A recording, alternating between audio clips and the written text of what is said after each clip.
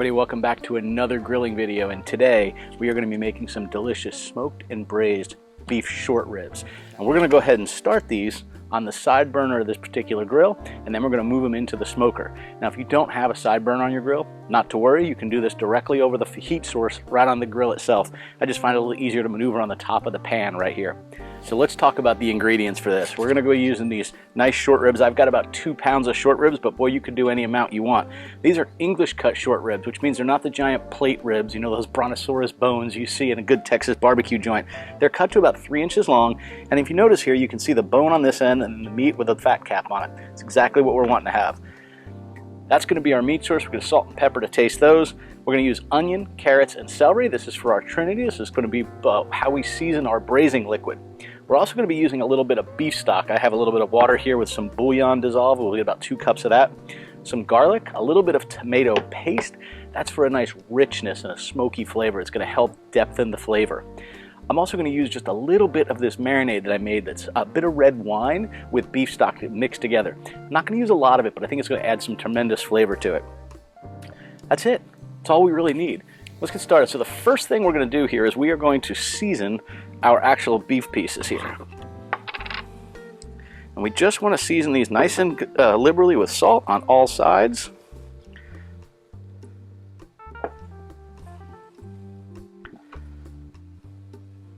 Simple as that. I just fired up the smoker at 250 degrees. That's where we want to do this. We're going to do this nice and low and slow when we put it on there. So let that start warming up. We're using a post oak and hickory mixture. Nice good Texas flavor. I have this pan on. It's getting nice and warm. I'm going to add just a little bit of oil to the bottom of this, not a whole lot. I'm not going to put my meat in there until it has spread over the bottom of that a little bit. And all we want to do is brown this meat on all sides. Really what we're doing is we're establishing some flavor. It does a couple of things. The actual browning of the meat is going to help add flavor to it later. It helps seal it in a little bit. The other thing it does is it starts to create this fond, this sort of, charred meat on the bottom of this pot. And that is tremendous flavor. We want to do this on all sides. So I'm going to start with the fat side down here. And put your meat in batches here. You do not need to try to get all this done right away. Probably 3 or 4 pieces is about all you'll want to put in here at a given time. I think I can fit all 4 in here pretty easily. There we go. We're going to let those go for just a couple of minutes on each side. Like now, that's exactly what we want to see, that nice brown char on it. We're just going to turn these to their sides. This is when you can use them to lean themselves on one another if you need to.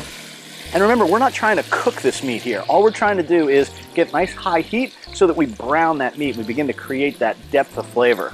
All right, while that's going, let's go ahead and chop up our vegetables. I've got 2 celery stalks washed up, 2 fresh carrots, and then I'm going to do kind of rough chop 1 onion. Now, I'm not going to make these really small. I want these to be good sized rustic pieces. I'll show you what I mean here. And I think everybody probably knows this trick. If you peel your onion but leave the root on the end of it, it lets you sort of cut these not all the way to the root, but you get to chop them up in a real nice way like that. And I'm going to chop these fairly large. Remember, I'm making essentially my braising sauce. I'm not worried about eating these later. Now with the carrots, I do not bother peeling them. I actually like that good rustic sort of wholesome rough side of the carrot when I'm doing this. Even if I'm actually eating them, and saving them for vegetables after the fact, which you'll certainly be able to eat all these. I just know that some folks in our household aren't so much about that. You want to cut these in pieces that are about as thick around as your thumb. So if your carrot's a big wide one like this, certainly you're going to want to cut it in half or quarters. Boy, don't watch this. This is not the right knife for doing this, so that felt a little hairy. And I like to cut them at about the length of a thumb too. So we'll do them, maybe 1.5 inches, 2 inches, something like that. All right, so these things are nice and brown. We've got them done them on all sides here. We're just going to go ahead and take these out. Set them right up here. And we're going to go ahead and put in our onions at this point. We'll get those going for a few moments while we prepare the rest of the veggies. All right, I like to get my onions in there for a few moments. I'll let them go for maybe 2 minutes.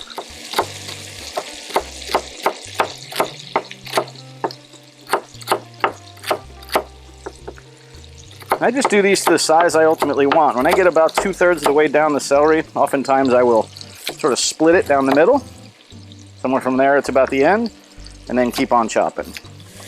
Now there's enough oil from that bit of oil we started with, plus a little bit of the fat from the meat that rendered out. You just want to stir this around. You're trying to get all these wonderful bits off the bottom of the pot. You see, you just scrape out on the bottom. That is all good flavor right there. If you feel you need just a little bit of water, go right ahead and add just a little bit. Hope you scrape that off the bottom. All right, at this stage, we're going to pop in the rest of our Trinity here. You think about this as your aromatics for your braising liquid. That's really what we're creating here, is our braising liquid. We want to saute these for maybe 5 or 6 minutes. What we're trying to do is just build some good flavor in here.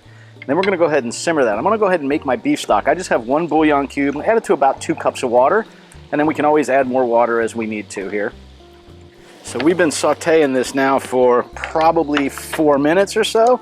And I'm going to go ahead and put in a couple of heaping teaspoons of garlic.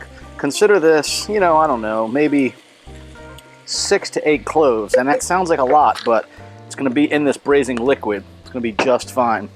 We're going to saute this for just about a minute or so, and then we're going to add in our tomato paste. This gives it a nice, rich flavor. So between that bit of tomato paste and some of that red wine that's going to go in this braising liquid, man, this is going to be some kind of wonderful. All right, let's get a big old scoop of that, put it right in here. So about 2 heaping tablespoons of that. You just want to saute that tomato paste right in there. What that's going to do is give it some additional flavor as well as it sautés in the bottom of that pan. Wipe off my spatula here. Let this keep going for a bit.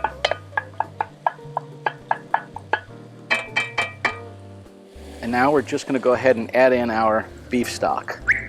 Over here. Yeah, right here. Hey, do me a favor. If you like this video, go ahead and give it a thumbs up. And if you want to see more like it, subscribe to the channel and click on that little bell notification so you get notified of new videos. Thanks.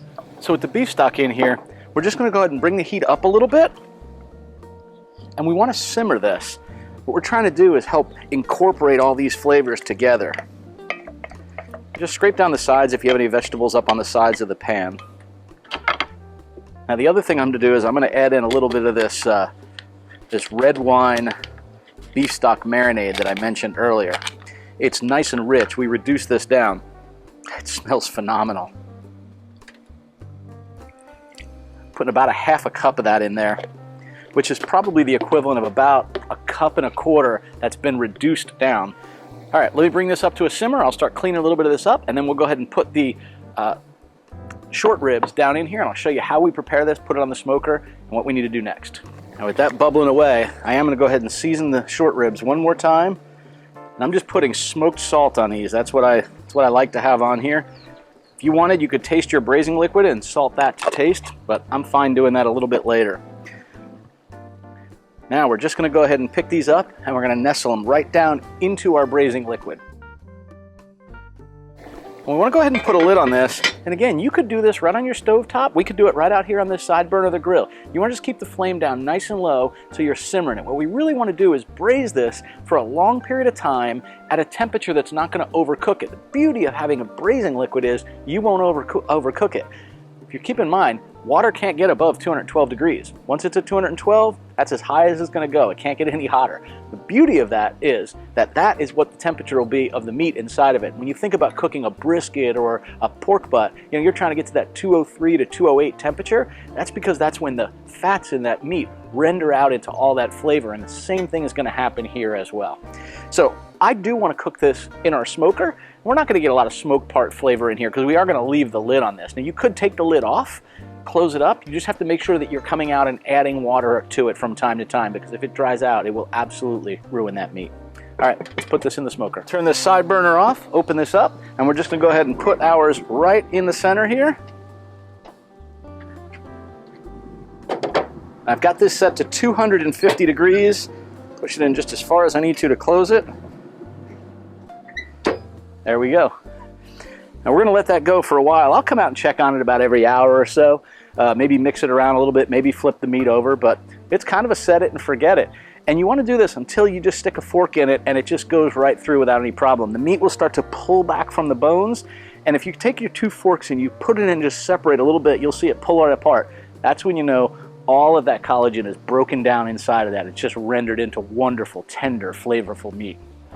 All right, so we've been on a couple of hours. Let me go ahead and give this a check here. Slide it out. Oh, man. Show you what this is looking like. Now, it does not look ready yet. Yeah, not quite tender enough, but looks phenomenal. You can see how it's starting to pull back from the bone here.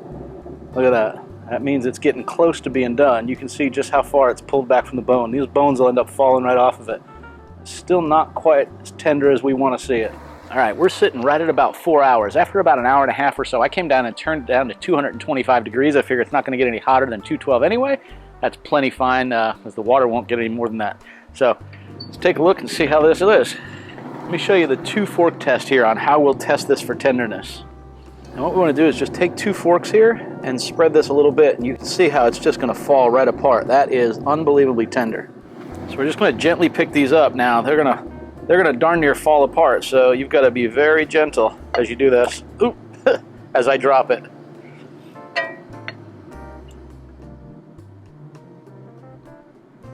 That one already lost a bone out of it.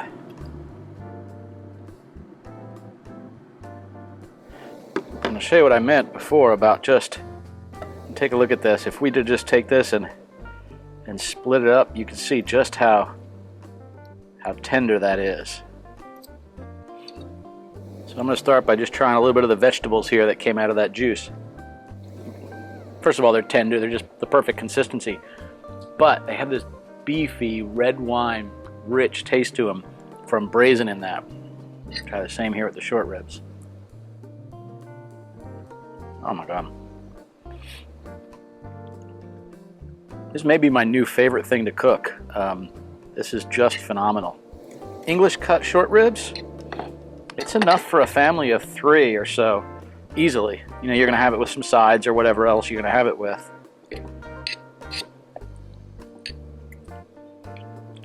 I hope you do try this. Please don't be intimidated by short ribs. They're phenomenal. It's one of the most delicious bites of food you can have. And it's really easy. Hard to screw them up. You almost can't overcook these things because we're braising them. And that maximum temperature of boiling water helps you keep it from overcooking. Anyway, they really are good. Give it a try. We'll see you guys next week on another grilling video. Safe and happy grilling.